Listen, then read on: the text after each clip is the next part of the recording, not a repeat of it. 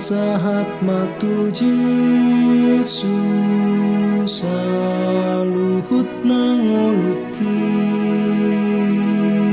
rohanang pambahenaku saluhut natikiki pasahat matu Yesus saluhut nadiriki pasahat matu Yesus saluhut nanguluki pakeyoku matangaku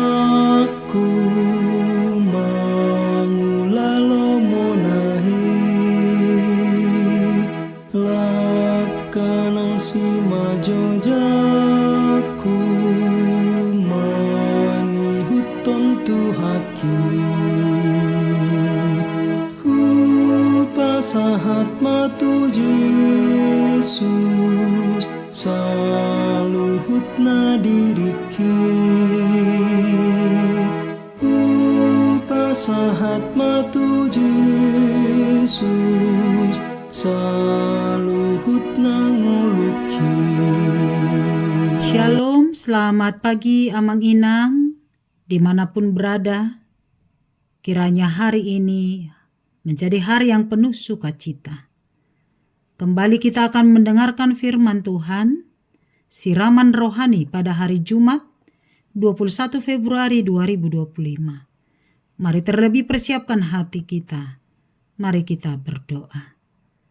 Kepadamu ya Allah Bapa di sorga, kami sujud menyembah dan menyampaikan puji-pujian, rasa syukur kami, karena Tuhan memperkenankan kami merasakan anugerah Tuhan melalui hari ini. Kami akan persembahkan seluruh apa yang kami lakukan hari ini, hanya untuk kemuliaan nama-Mu. Biarlah firman-Mu menjadi pedoman kehidupan kami, untuk memaknai cinta kasih Tuhan dan kehadiran-Mu dalam setiap kehidupan kami.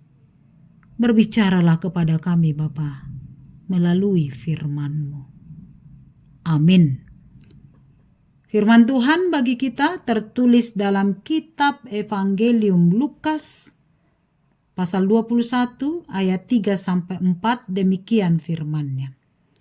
Lalu ia berkata, Aku berkata kepadamu, sesungguhnya janda miskin ini memberi lebih banyak daripada semua orang itu. Sebab mereka semua memberi persembahannya dari kelimpahannya. Tetapi janda ini memberi dari kekurangannya. Bahkan ia memberi seluruh nafkahnya. Demikian firman Tuhan. Memberi dari kekurangan, bukan dari kelimpahan. Jemaat yang terkasih, konsep memberi atau persembahan adalah sesuatu hal yang menarik kita pahami.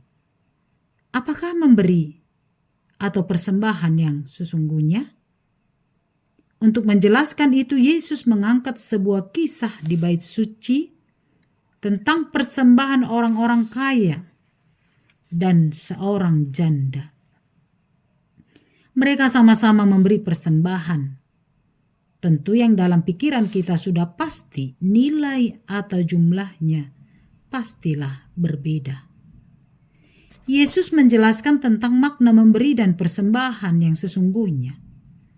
Persembahan yang sesungguhnya bukan soal jumlah atau nilainya, tetapi lebih dalam dari situ adalah motivasi memberi persembahan tersebut. Orang-orang kaya memberi persembahan dari kelimpahannya, tetapi janda itu memberi dari kekurangannya. Ia memberi seluruh nafkahnya.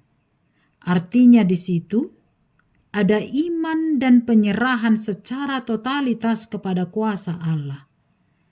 Bahwa hidup seseorang bukan semata-mata bergantung dengan apa yang dia miliki, tetapi seberapa besarkah ia menggantungkan hidupnya kepada Allah. Dari nats ini Yesus mau mengajarkan kepada kita tentang makna yang paling dalam dari hal memberi atau persembahan. Jemaat yang terkasih, biasanya dan normalnya orang mau memberi atau berbagi dari apa yang lebih ia miliki. Contohnya, kita memberi satu pakaian kepada orang lain ketika kita memiliki 2, 3, bahkan 1 lemari masih ada tersimpan. Demikianlah persembahan atau tanggung jawab kepada Allah. Tentu kita memberi persembahan dari apa yang kita miliki. Dan pasti tidak semua kita serahkan untuk menjadi persembahan kepada Tuhan.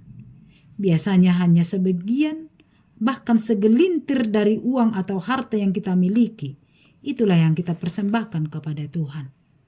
Bahkan ada orang yang memiliki banyak, menyimpan banyak, tetapi kewajibannya ke gereja pun dia lupa atau sengaja lupa.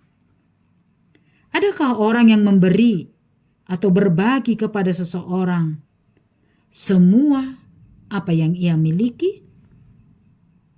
Adakah orang yang mau memberikan persembahan semua apa yang ia miliki?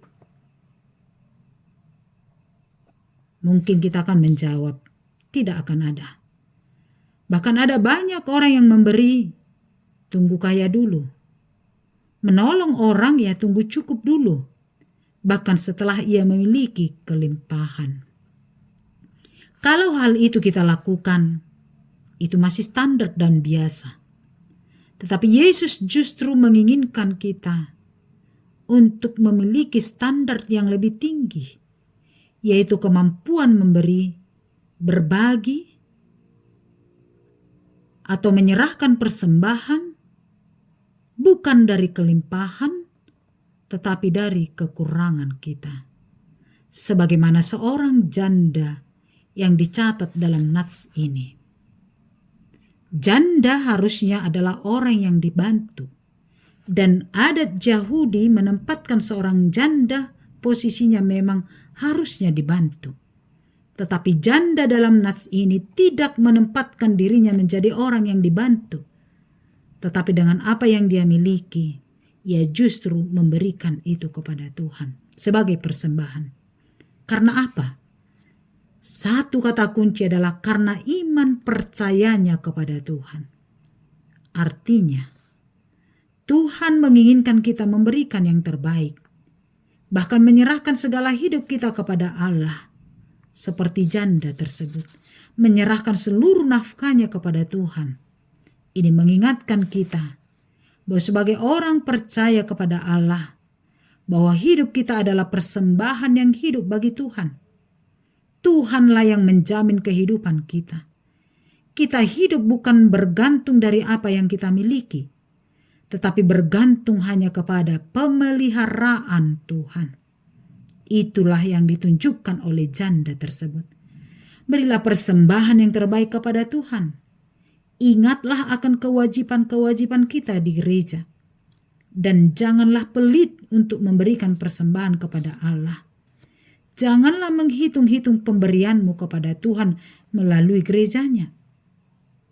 Jangan tunggu berkelimpahan dulu, tetapi dari apa yang kita miliki sekarang, serahkanlah semuanya itu menjadi persembahan kepada Tuhan untuk kemuliaan namanya, sebab hidup kita hanya oleh karena pemeliharaan tangan Tuhan. Amin.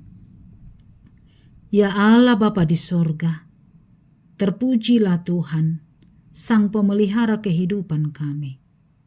Allah sumber segala apa yang kami butuhkan. Engkaulah yang senantiasa memberkati, menjaga dan memelihara hidup kami. Dan hanya karena bergantung kepada kuasa Tuhan, hidup kami akan senantiasa memperoleh sukacita. Bapa, terima kasih untuk firman-Mu yang mengajarkan kami tentang makna persembahan, makna berbagi dan memberi, bukan selalu karena kelimpahan, tetapi Tuhan menginginkan kami juga, sebagaimana seperti seorang janda itu, menyerahkan seluruh hidupnya seluruh nafkahnya kepada Tuhan, sebab ia percaya bahwa kehidupan kami bukan bergantung dari apa yang kami miliki, tapi senantiasa karena pemeliharaanmu. Mari Tuhan pakai kami, sehingga hidup kami menjadi persembahan kepada Tuhan. Ingatkan kami Bapa di sorga, tanggung jawab kami sebagai orang Kristen adalah menyerahkan hidup kami dan apa yang kami miliki sebagai persembahan kepada Tuhan. Berkatilah kami dalam satu hari ini, berkati anak-anak kami, berkati keluarga kami, berkati pekerjaan kami, berkati kesehatan kami Bapa yang baik, dan juga saudara-saudara kami yang sedang berjuang untuk kesembuhan penyakitnya. Tuhan tolong oleh kuasa Yesus Tuhan kami, Sang Tabib Agung, kesembuhan akan terjadi. Kepadamu kami berserah. Berkatilah bangsa dan negara kami. Berkatilah kami semuanya ya Tuhan. Berkati jemaat Tuhan yang berulang tahun, mensyukuri berkat-Mu melalui ulang tahun pernikahan dan ulang tahun kelahirannya. Tuhan semakin melimpahkan anugerah-anugerah-Mu dan berkat-berkat-Mu. Di dalam nama Yesus, kami serahkan hidup kami, kini dan selama-lamanya. Amin. Anugerah Tuhan kita Yesus Kristus, kasih setia Allah Bapa, dan persekutuan dari Roh Kudus menyertai-Mu. Amin. Selamat pagi, selamat beraktivitas. Tuhan memberkati. Horas.